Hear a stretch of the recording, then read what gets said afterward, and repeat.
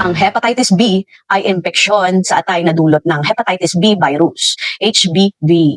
Maaaring maipasa ito sa dugo, sexual contact o mula sa ina papunta sa sanggol sa panganganak. Kung hindi maaagapan, maaaring magdulot ito ng chronic hepatitis o cirrhosis o liver cancer. Mga mahahalagang sintomas ng hepatitis B: pagkapagod o panghihina, paninilaw ng balat at mata or jaundice, madilaw na ihi, dark urine, pananakit o kabag sa tiyan sa itaas na bahagi, loss of appetite o kawalan ng gana sa pagkain, pagduduwal o pagsusuka, madalas na mild fever o pananakit ng kalamnan.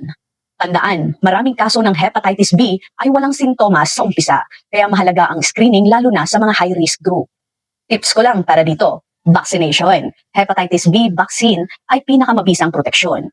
Iwas sa kontaminadong dugo o body fluids. Gumamit ng sterilized needles at proteksyon sa sexual contact. Healthy diet, iwas sa sobrang alak at fatty foods. Kumain ng gulay, prutas at lean protein. Regular check-up at monitoring ng atay para maagapan ang liver damage. Supportive care kung infected. Sapat na ang pahinga, hydration at tamang medisina kung prescribed. At kung bago ka pa lang dito sa channel ko, like, share, and subscribe.